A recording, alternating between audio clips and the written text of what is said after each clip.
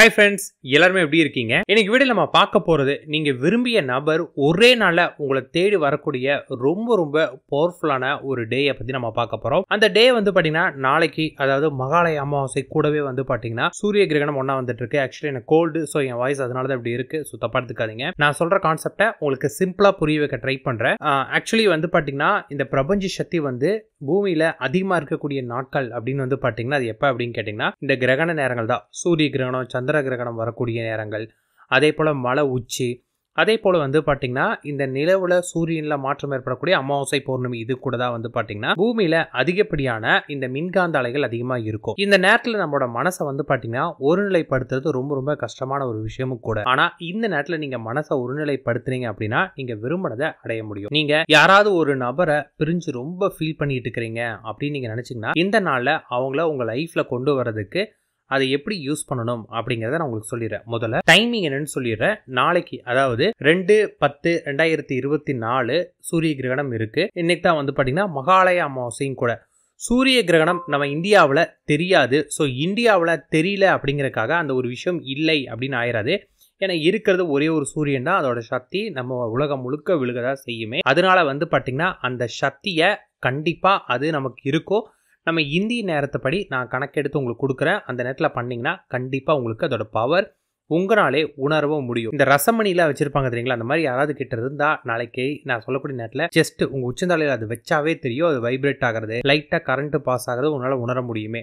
அப்போ நினச்சி பார்த்துக்காங்க, ஒரு ரசமணியில் கரண்ட் பாஸ் ஆகுதுன்னா எந்த அளவுக்கு மின்காந்த சக்தி இருக்குது அப்படிங்கிறத நீங்கள் இதை ஒன்றை வச்சு நீங்கள் புரிஞ்சுக்கலாம். அந்த அளவுக்கு வந்து பார்த்தீங்கன்னா இது பவர்ஃபுல்லாக இருக்கும். முதல்ல டைமிங் சொல்லிடுறேன். 2 அக்டோபர் 2014 வந்து பார்த்தீங்கன்னா நைட்டு 9:13 மணியில இருந்து காலையில் 3:17 வரைக்கும் நமக்கு வந்து பார்த்தீங்கன்னா இந்த சூரிய கிரகண நேரமாக இருக்கு. இந்த நேரத்தில் நீங்கள் என்ன ஆசைப்படுறீங்களோ இந்த நேரத்தில் உங்களால் எவ்வளோக்கு எவ்வளோ அதிகமாக பண்ண முடியுமோ அவ்வளோக்கு எவ்வளோ அதிகமாக பண்ணுங்க. ஏன்னா நான் ஆல்ரெடி சொன்ன மாதிரி பிரபஞ்ச சக்தி அதிகமாக இருக்கிறது. மைண்டு டைவர்ட் மட்டும் பண்ணாமல் இந்த ஒரு ஃபோக்கஸோட இருந்துருங்க.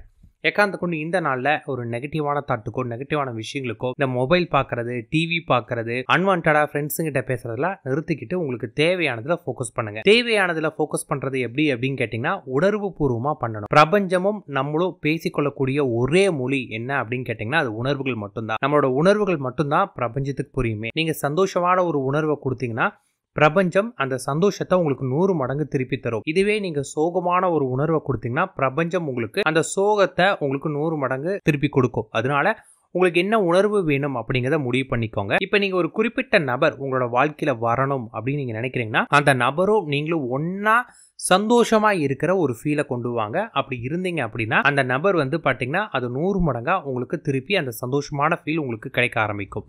இவ்வளவுதான். இதுக்கு நீங்க என்னென்னலாம் முறைகள் பயன்படுத்தலாம் அப்படின்னு கேட்டீங்கன்னா, முதல்ல ஒரு பேப்பர் பேனா எடுத்து ஒரு லைனா, இப்போ ஃபார் எக்ஸாம்பிள் வந்து பாத்தீங்கன்னா அவங்களோட பேரு வந்து மணி அப்படின்னு இருக்குன்னா, நானும் மணியும் சந்தோஷமா மகிழ்ச்சியா வாழ்ந்துட்டு இருக்கோம். மணி என்கிட்ட பேசுற எனக்கு ரொம்ப பிடிச்சிருக்கு. மணி கூட நான் வாழக்கூடிய இந்த வாழ்க்கை எனக்கு ரொம்ப ரொம்ப பிடிச்சிருக்கு. இதை கொடுத்த பிரபஞ்சத்துக்கு நன்றி அப்படின்னு ஒரு 4-5 லைன் வந்து பாத்தீங்கன்னா திரும்ப திரும்ப திரும்ப திரும்ப எழுதிட்டே இருங்க. அதாவது 9:15 இருந்து கிட்டத்தட்ட 3:15 வரைக்கும் இதே தாட்ஸோட இருந்தீங்கன்னா பெட்டர். எவ்வளோக்கு எவ்வளோ அதிகமாக பண்ண முடியுமோ அவ்வளோக்கு எவ்வளோ அதிகமாக பண்ணிட்டு படுத்து தூங்கிடுங்க. வேறு எதுவும் பண்ணாதீங்க. அடுத்தது வந்து பார்த்தீங்கன்னா எனக்கு கை வலிக்க ஆரம்பிச்சிருச்சுங்க, என்னால் அதை ஃபீல் பண்ணி எழுத முடியல அப்படின்னா அதை அப்படியே எடுத்து ஓரமாக வச்சுட்டு அப்படியே கண்ணை மூடிட்டு நீங்கள் என்ன எழுதுனீங்களோ அதை வந்து பார்த்தீங்கன்னா அப்படியே மனசுக்குள்ள ஒரு மந்திரம் மாதிரி திரும்ப திரும்ப திரும்ப திரும்ப சொல்லிக்கிட்டே இருங்க. அப்படி சொல்லிட்டு இருந்தாலும் உங்களுக்கு வந்து ஒர்க் அவுட் ஆகும். அதுவும் ஒரு குறிப்பிட்ட டைமில் எனக்கு டைவர்ட் ஆகிற மாதிரி இருக்குங்க அப்படின்னு தோணுச்சுன்னா நீங்கள் அதை சொல்கிறத நிறுத்திட்டு அதை அப்படியே காட்சிப்படுத்துங்க.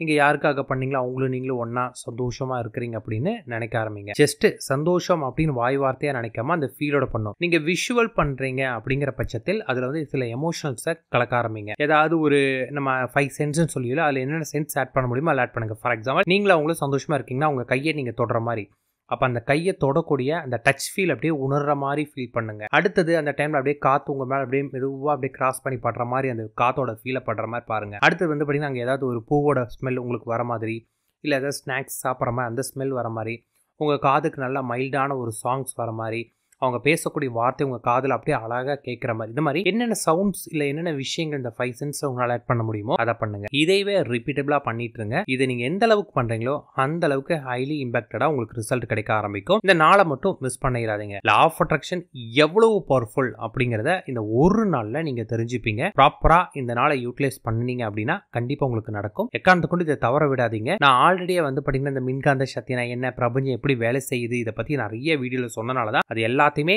ஸ்டாப் பண்ணிட்டு டேரெக்டாக பாயிண்ட் மட்டும் சொல்லியிருக்கேன். ஸோ உங்களுக்கு பேசிக்ஸ் தெரிலனா பழைய வீடியோலாம் போய் பார்த்து பேசிக்கை லேர்ன் பண்ணிட்டு இதை பண்ண ஆரம்பிங்க. ஏன்னா நாளைக்கு நைட் வரைக்கும் டைம் இருக்குது. ஸோ பேசிக்ஸை லேர்ன் பண்ண பிறகு இதை ப்ராப்பராக பண்ணுங்கள்.